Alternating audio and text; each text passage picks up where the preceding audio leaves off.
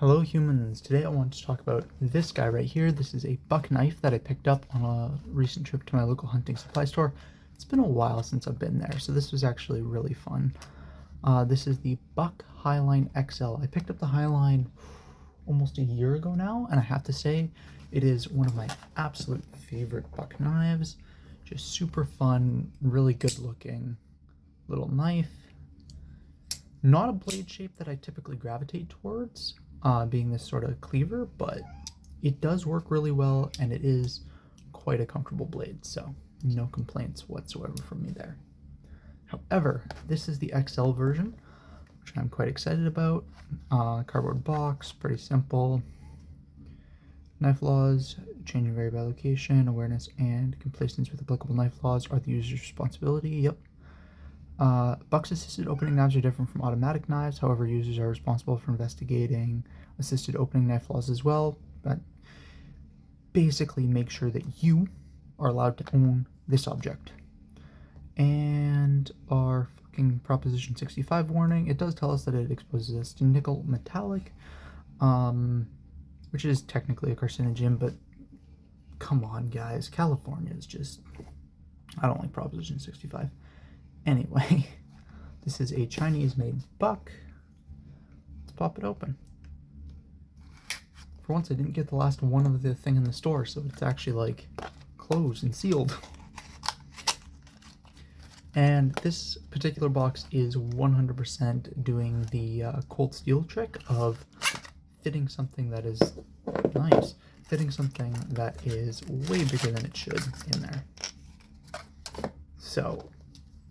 in just a second. Plain poo bag, very nice and simple. Cardboard box, burn it, recycle it, do what you do. And our message from the Buck Knives family. Blah blah blah blah blah blah blah blah blah blah blah blah.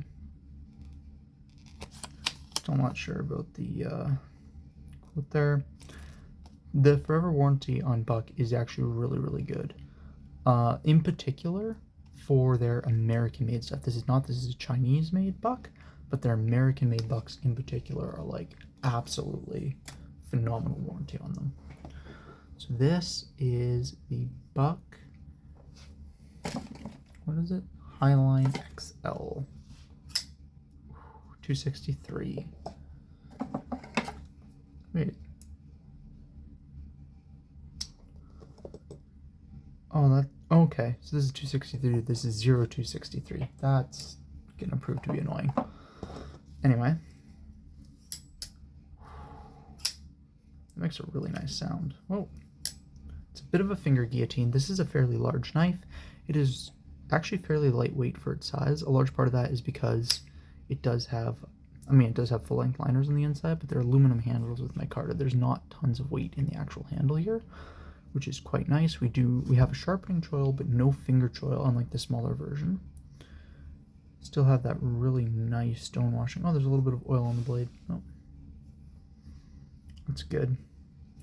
I don't know what the blade steel is. The original is D2, and I could definitely see this also being a D2 or something similar, in which case shipping it with a little bit of oil on the blade to prevent rusting is an absolutely phenomenal choice.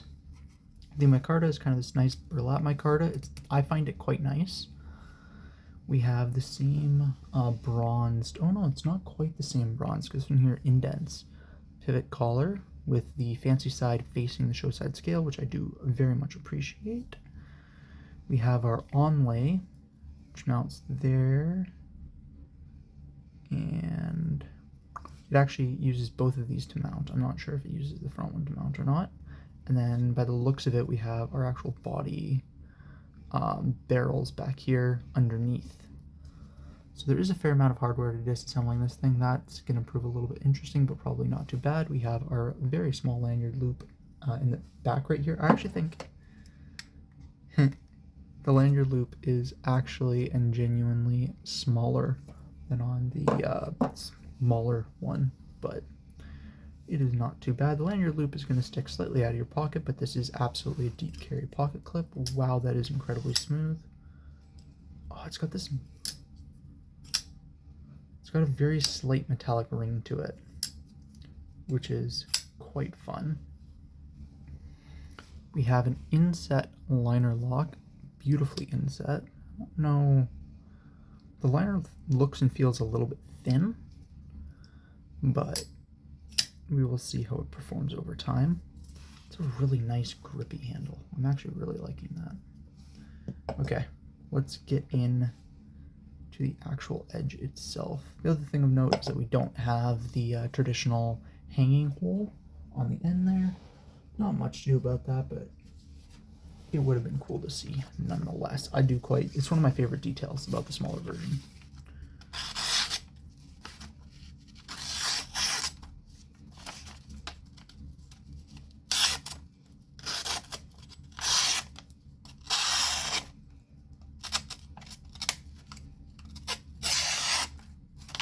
Okay, so it's definitely sharp. Is it not very well refined? Is that what this is? Feels incredibly consistent. It does feel quite well refined. I'm not entirely sure. What was that? It might just be the angle that was making that a little bit tough, but this does feel very well refined. Buck stuff, even their Chinese made stuff, is generally really good. And I have always, especially their heat treats, I've always found Buck's heat treats domestic beyond phenomenal, but even their international heat treats are quite good. After that, we have a puncture test. I do not imagine this is going to do very well in the puncture test. This is not a puncturing point, but yeah, that's a ton of resistance very early. And like, you can't really poke straight in, it drags down. So it is exactly what you'd expect. This thing is not designed for puncturing. You can access the tip, so you do get a little bit, about like that much effective puncturing. But after that, just look at how absolute razor bladey that is. So it does not make the most effective poker in the world. But I imagine that despite the hollow grind, it is still going to be a fairly good cutter. So let's find out.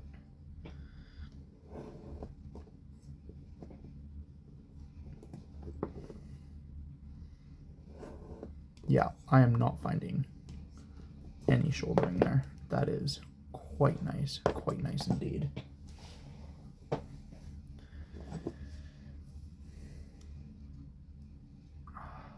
Good stone. Ooh. A good stonewashing is really nice for blade steel, especially just because it helps hide some of the wear marks over time. I can already tell this is going to do an excellent job of that. Okay, this is going to be fun. So something that I don't really think I've gotten into yet is this is a large knife. By my standards, by pretty well anyone's standard, this is going to be difficult to consider anything other than a large knife. But despite being a large knife, this is a very easy to manipulate knife. It flips very well, very drop shutty. The bearings, the action on the bearings is excellent. It has jimping in all of the places you want jimping, which is good. The only argument that I could really see is people wanting a little bit more of a finger choil like on the original. But to be honest, it's really not that big of a deal in my opinion. It's nice you've got jimping back here, which is pretty cool, and phenomenal centering. So this barely squeaks into what I consider to be a budget knife at 100 Canadian dollars, where I got it, which is super duper cool. Okay, this is just super fun. Easy to get multiple different types of a grip on this. This is going to be a knife that's going to excel in slicing tasks. I'm going to have to look into what the blade steel is, but right off the bat immediately, I am very excited for this. And the other thing is you don't have very much in the way of deployment options. That's not going to become regular. It is really and truly flipper tab, liner lock. Access to the liner bar is actually really good too. I'm just noticing things and I want to keep talking about this, so I'm going to. But the actual liner bar itself is slightly raised above the rest of the frame, and there's a very slight cutout right there for your thumb, which actually makes disengaging it very easy. By the same token, this little scallop right here is in an absolutely beautiful spot. When you flip, your finger kind of ends up in it naturally. Very, very comfortable. This is super interesting. I am quite liking this. It does come in different colors. There's 3 different color options. I ended up going, obviously, with the bronzed aluminum because I love bronzed aluminum. And they all come with sort of this two-toned anodized aluminum and micarta look to them. Wow, that's nice. All right, I'm going to carry this for a couple weeks on and off, as I always do, and then I'm going to come back with more complete thoughts and feelings then. And we are back. So it's been a couple of weeks that I've been playing with this guy. To be honest, it's been in my pocket pretty much every day for the last week and a half. I've taken it out a couple times, switched it up in particular with the Kaiser Brat. Still really loving that knife. Still absolutely one of, if not my top folding knives, but this has been in my pocket very consistently, which is super exciting. I do know a little bit more about it. Its stats. This is considered the copper version, which I understand, like, it does have some coppery tones to it, but in person this looks a lot more like a red brass than it does a copper. Like this, I would have called it a brass version, personally. I can also confirm that it is in fact D2 blade steel, which is actually, I'm pretty happy with that at a knife under $100. I mean, it's nice to see something like 154 cm, but you don't see it very often in this price range. And to be honest, with the execution of Buck's heat treatments, D2 is going to be a perfectly acceptable steel, and I will always take the added toughness on a blade that is this heavily hollow ground. So when you put it all together, I actually think that D2 was a good choice for this blade. I don't know if it was the best choice possible. AEBL would have been another really, really good choice. But again, I feel like that would have upped the price tag, and hitting this budget territory, I can't complain. Like, D2 is a steel I quite like, which does help out quite a bit. So the main reason this thing found itself in my pocket consistently is it's just so comfortable to use. And like, that's not necessarily something I expect from Buck knives. Like, I find a couple of their models uncomfortable, but by and large I find their knives comfortable, but it's rare that I find them like proper hand melting ergonomics. And this right here is one of those rare examples. It's a little bit squared off, which I quite like. It's extraordinarily easy to index off of. I don't need to look at this blade. I know exactly where my hand is on it because of this really nice forward finger sort of swoop. I'm not going to call it a guard, but sort of swoop. It's extraordinarily easy to figure out where you are, and then if you need to, you can. This little bit of jimping actually does provide enough meaningful traction to where I am comfortable getting right behind that blade for some delicate carving tasks and stuff like that. And delicate carving tasks, this thing absolutely did. I threw it at woodworking tasks. I threw it at food prep tasks. I actually threw more at this knife than I would typically want from an everyday carry folding knife, specifically because it just felt so capable at everything I threw it at, which impressed me greatly. The one thing I will say that it did not perform very well at was processing cardboard. Opening cardboard, absolutely phenomenally easy, just because that first, I mean, I don't know, what is that? Almost 5/8 of the blade is just so incredibly thin that if you're just opening packages, this knife is phenomenal. I use it to open lots of cardboard boxes and stuff like that at work, and it did a great job. But when it came down to actually processing and cutting apart that cardboard to throw it in the bin, that heavy shouldering towards the end was significantly more noticeable. Even as well rounded over as it is, it hit the point for me where I actually preferred to cut at an angle and just use the tip, which is not brilliant. Led to me slipping out of the cut a couple times, which is a little bit annoying. As you can see, micarta has darkened tremendously. This burlap style micarta always darkens tremendously. And again, I work in hot, humid environments quite often, so things patina on my person. Like, that's not a question. And this has done a gorgeous job of patinaing and just turning into something absolutely beautiful. That being said, the stone washing on the blade, coupled with the oiling and I guess just keeping it as dry as I can. Did a really good job at keeping the D2 from showing any signs of patina. Typically, I see a little bit after, a couple weeks of it being in my pocket pretty much every day. But in this particular instance, none of that, which I think is really, really nice. The ever so slightly raised liner lock, it's so accessible. The one thing I will say about it that was a negative for me was it feels extremely thin. Like, lockup's completely solid. I'm not worried about it failing on me, but it does feel like a very, very thin lock bar, and in fact it is quite a thin lock bar, which to some people won't matter and to other people will. Now, I'm just gonna, I have tons of things to sing about this guy's praises, and I will get more into that in a second. But right now I want to get into my biggest gripe, not with the knife, but with Buck. And that is calling this the Highline XL, the 263 instead of the 0263. Now, I have both knives, and don't get me wrong, both of these knives are absolutely excellent. However, they don't feel very similar. Immediately from styling alone, the XL, the 263, has a faux bolster in the front, and a faux half bolster in the back, with a micarta scale being what your hand is generally interacting with, whereas the 0263 has this G10 overlay put on top of the actual frame, and then your finger is still in contact with the frame throughout pretty much all of it.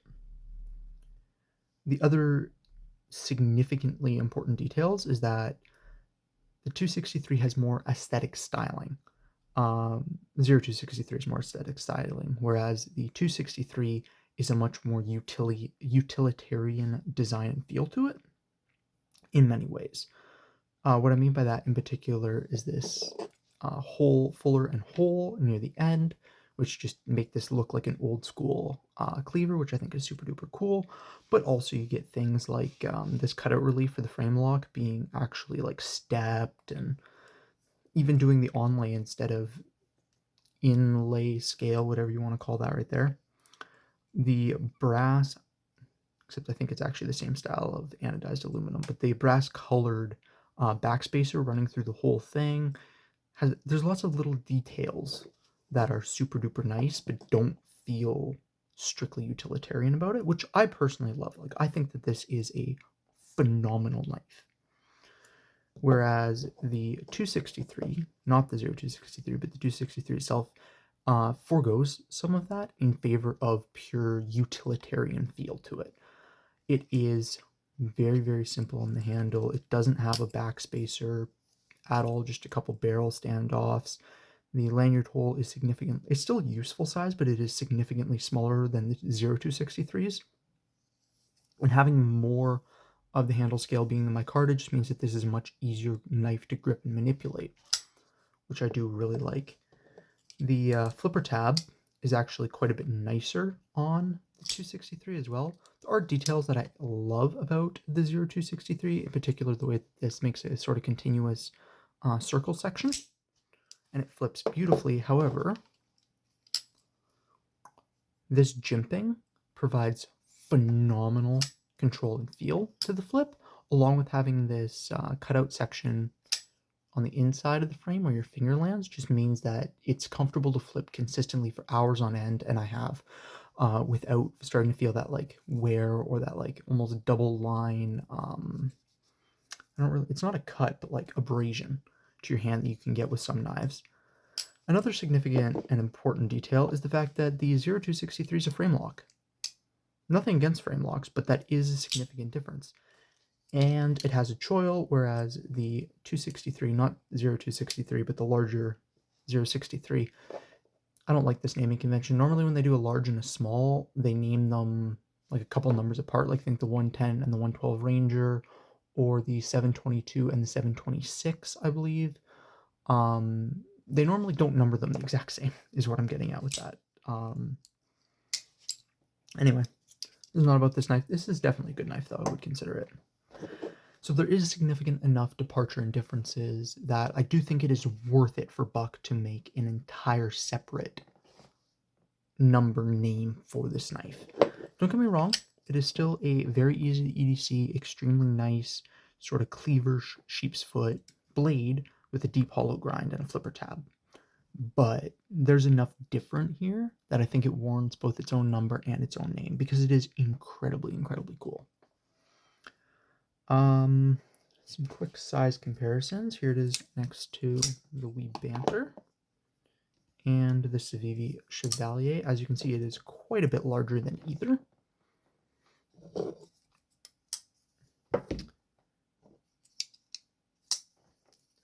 However, it is not significantly taller than the Wee Banter is, which is pretty cool. And here we have it next to a Buck 110. And as you can see, it is in fact longer than the Buck 110. It's about 1/8 of an inch longer than the Buck 110, and it has a fair amount more actual blade length to it,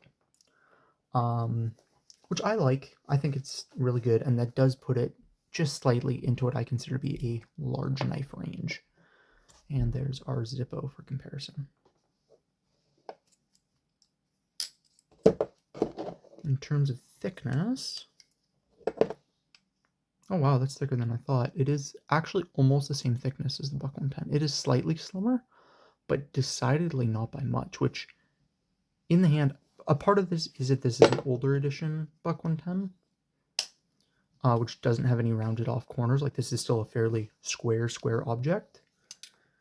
But for some reason, this just, maybe it's the more aggressive curve to it. I don't know what it is specifically, but this doesn't feel as blocky in the hand. And it is, in fact, thicker than our Zippo, which is pretty cool. I actually didn't expect that. It feels less bulky than a Buck 110 is, but I guess it's not. Cool, unnecessary, awesome details. The fact that there's an actual tab in place for the pocket clip side, making this knife comfortably ambidextrous, which is just really cool. The pocket clip is good, nothing really to write home about. It could be a little bit of a hot spot just because it doesn't have any flattening on the top of this bill, but I rarely found that to be the case.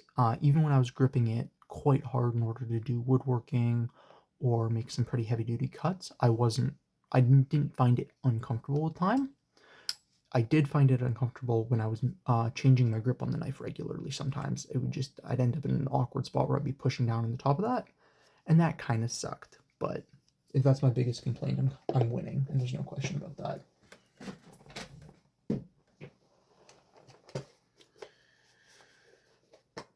Next up, we're going to do blade thickness. Keep in mind, this blade thickness is not the thickness for pretty much all of the blade, but there is a part of the blade where that is, in fact, the thickness. That's millimeters. Why are you in millimeters? Well, I know why you're in millimeters. Inches, there we are. 154 thousandths, just about 155 thousandths. 150 thousandths? Do you change thicknesses at different places? Not significantly. User error. That's 150 thousandths, which is on the thicker side, but not. Again, most of the edge that you interact with is not that thickness. It just isn't. So that in turn alone just makes this significantly more comfortable than you would expect to use given that thickness. But it is nice. Jimping extends fully enough for me to put my index finger out and still be on the jimps comfortably. If I were to be more choked up, I am off the jimps, but the only way to get around that would be to jimp the whole thing.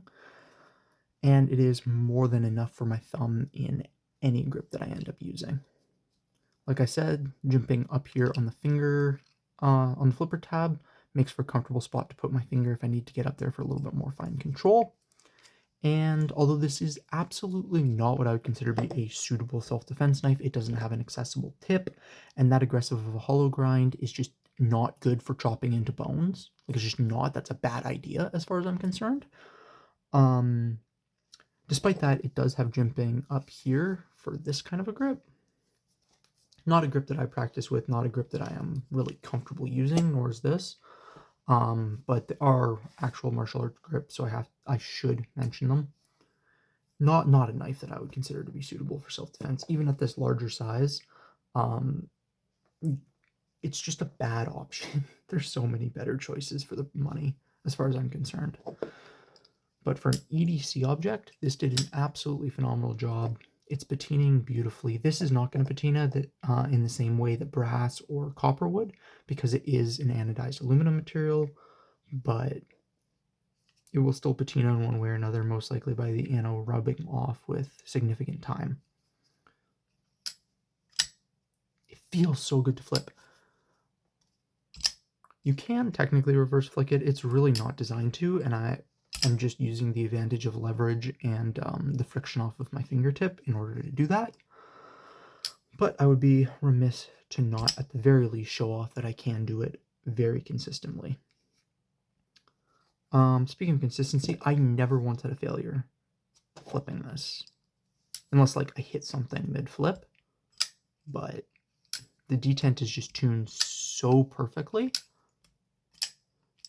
I can't get it to fail.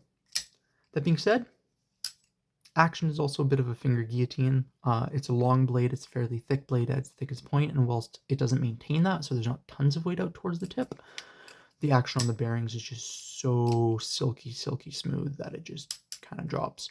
Remained perfectly centered throughout the last couple of weeks, which I'm not super surprised about. Buck generally Loctites the shit out of their pivots, which is good. Yeah, I'm just happy. Like, this thing exceeded every expectation I had of it. It's very comfortable. It is sort of an introductory size into large knives. I don't think I have a single bad thing to say about this in the time that I've used it, which is pretty cool. Stay safe and have fun out there. Peace.